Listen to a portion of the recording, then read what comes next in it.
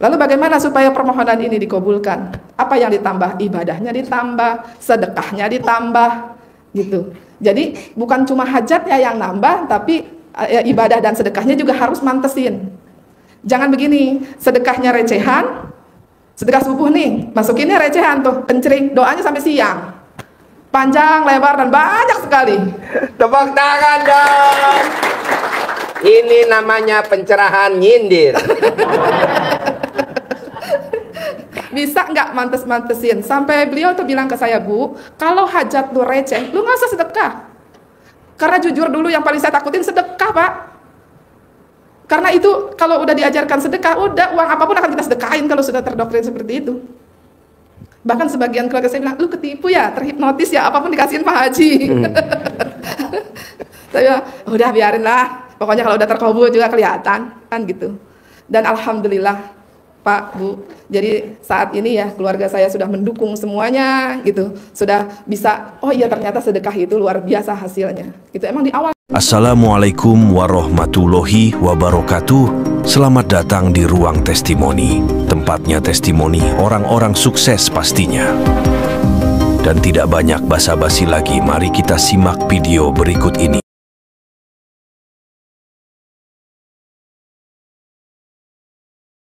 Banyak hal yang saya lakukan, banyak hal yang saya rubah dari cara pandang hidup saya, gitu. Yang tadinya saya memandang hutang itu sebagai musibah, sebagai kesulitan, sebagai murkanya Allah, sama Pak Haji dirubah. Utang ini bukan musibah tapi anugerah. Dan ketika pertama saya kali berdoa di sini, saya mengeluh kepada Allah, Allah lunas satu hutang saya ini. Gimana caranya lunasnya, kasih dong saya rezeki yang banyak buat saya lunasi hutang gitu. Dan saya ditegur sama beliau, lu minta apa sama Allah? Minta banyak rezeki Pak Haji biar bisa bayar hutang. Kenapa lu yang mau tampil? Kenapa nggak minta sama Allah, Allah atas ridhomu hutang saya engkau yang lunaskan, kan gampang, lebih cepet caranya Allah kan gitu. Nah saya enggak, jadi saya kekeh, saya minta tapi sombong. Saya minta sama Allah rezeki yang banyak untuk saya bayar hutang. Jadi sayanya nggak mau angkat tangan, Allahnya pun nggak mau turun tangan. Tepuk tangan dong. Makanya penting banget di sini kita udah deh angkat tangan deh, udah deh kita nyerah aja deh sama Allah deh, pasrah aja sama Allah deh gitu. Nanti Allahnya turun tangan, semuanya akan selesai dengan manis dan mudah gitu. Yang tadinya saya pikir hutang lunas itu sulit, ternyata gampang. Ketika saya berpikir memajukan usaha itu sulit, ternyata gampang. Ketika saya pikir hutang modal itu susah didapat, ternyata gampang. Tergantung bagaimana kita yakinnya kepada Allah. Makanya kan ada ayatnya Allah itu seperti prasangka hambanya. Kata Allah, aku bagaimana prasangka hambaku gitu. Nah, ketika kita prasangkanya baik kepada Allah, semuanya akan terjadi yang baik-baik aja, Pak, Bu. Kalau kita prasangkanya buruk terus kepada Allah, maka itulah yang akan terjadi. Gitu. Dulu waktu Pak Haji bilang rahmatku lebih besar daripada murkaku, saya nggak mudeng tuh. Rahmatku lebih besar daripada murkaku, tapi yang saya alami minus gitu kan. Ini sebenarnya yang mana yang rahmat, yang mana yang murka kan gitu. Dan saya diajarkan, bisa nggak sih hutang ini jangan jadi keluhan, tapi bisa nggak hutangnya disyukurin dulu, gitu, disyukurin dulu. Pemikiran saya, ketika saya mengucapkan Alhamdulillah, ketika Allah kasih yang enak, baru saya berani bilang Alhamdulillah. Misalnya, ada orang kasih uang Alhamdulillah, dagang rame Alhamdulillah. Ketika dagang sepi, berani nggak Alhamdulillah? Nggak berani. Karena pemikiran saya, yang saya tahu di dalam hati dan pikiran saya, yang saya pelajari, ketika saya bersyukur akan ditambah. Maka ketika saya mensyukuri hal yang tidak enak tadi, pemikiran saya takut ditambah nggak enaknya. Gitu. Padahal yang ditambah itu sama Allah nikmatnya. Ayatnya siapa yang bersyukur kepadaku, kata Allah, niscaya aku tambah nikmatnya. Tapi yang ada di pikiran saya ditambahnya aja, nikmatnya nggak pernah kepikiran gitu.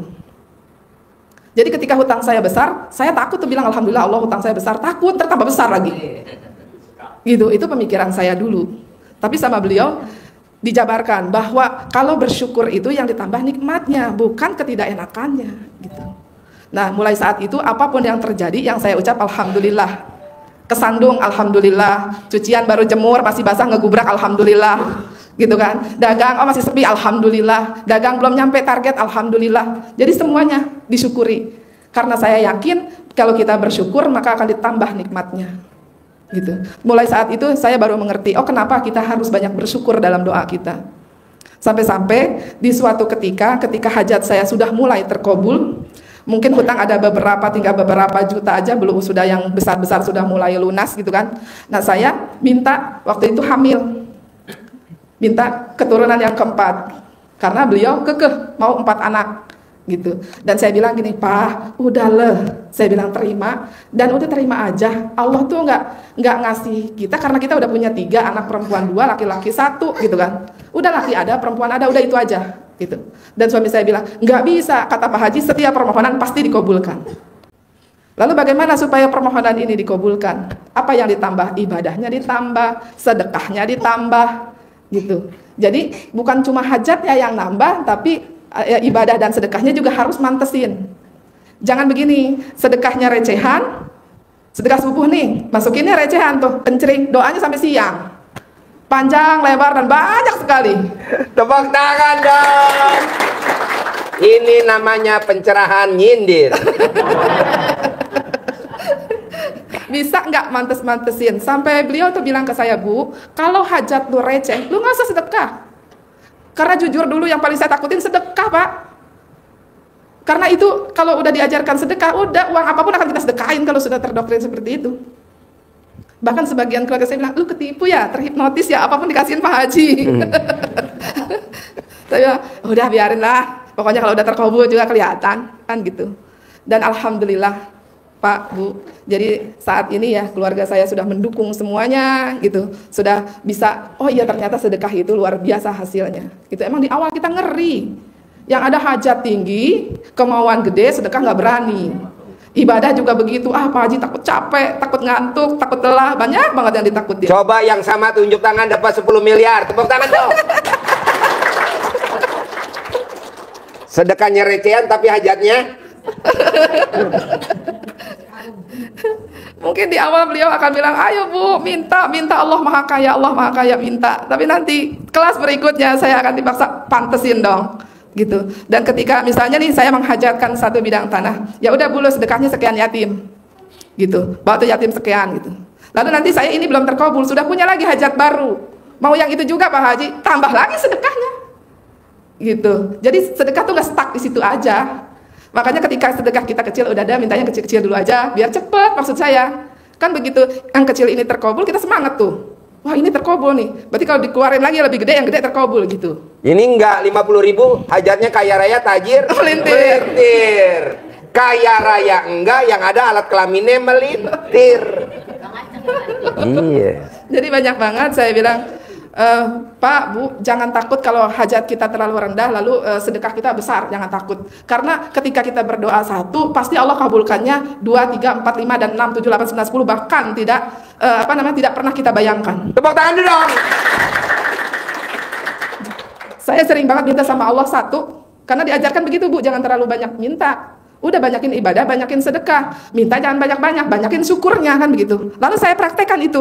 Saya banyak syukur, lalu sedekah saya tambah, ibadah saya tambah. Saya mintanya 1, yang dikabulkan 10.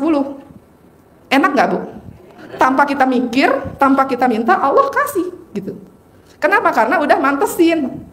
Makanya Pak Haji juga bilang, udah mantesin. Kalau mau yang kaya raya tajir melintir, nggak bisa Bos, pantesin dulu muka lu. Tapi udah disindir gitu nggak nyadar. Ya namanya juga pasien blow on ya. Nggak mudeng Pak Haji. Nggak mudeng. Suruh mantesin, maksudnya apa sih Pak Haji? Kok mantesin muka gitu? Apakah harus ke salon dulu, apa gimana? Iya, apakah harus ke salon dulu? Jangan ke salon, mendingan ke toko ban mobil di balancing, di sporing tuh, tambahin timahnya. Jadi memang bahasa-bahasanya beliau, saya juga kadang-kadang sekali pertemuan belum mudeng tuh, 2 kali belum ketemu tuh. Tapi setelah kita jalankan sedikit demi sedikit paham gitu. Oh ini maksudnya, oh begini maksudnya. Jadi ilmunya ketika kita jalankan jawabannya ada gitu. Jadi memang unik. Kadang-kadang yang disabdain aneh-aneh. Orang mau bayar utang 200.000 aja nggak sanggup, suruh di tanah lagi. Tapi itu benar terjadi Pak. Tepuk tangan dong. Benar terjadi. Benar terjadi. Dan sering bilang ke suami saya, Pak Haji, dia bilang ngomong Pak Haji, maunya saya nih, ketika saya sudah terkabul hajatnya, tidak ada hutang dan segala macam, nanti saya ibadahnya tenang Pak Haji. Jadi sekarang nggak usah maksa-maksain, kan sekarang maunya kerja, supaya si hutang ini cepat lunas.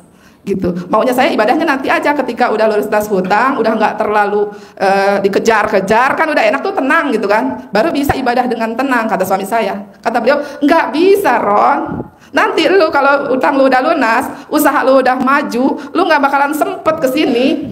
Kenyataannya kudu dipanggil dulu. Tepuk tangan dah.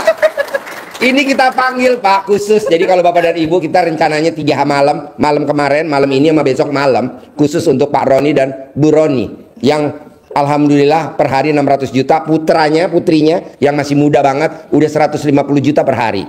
Nah besok kita manggil Mas Abi Mbak Lisa yang cair 500 miliar, setengah triliun dalam waktu 2 tahun. Kemarin baru cair 90 miliar, ini juga lagi nonton. Ini sekarang dicair 200 miliar. Nah mau saya Bapak dan Ibu, gurunya sama, ilmunya sama, mosok terkabulnya nggak sama. Betul? Nah makanya nyimak ya. Nanti satu pertanyaan tunai 1 miliar. Ayo lanjut.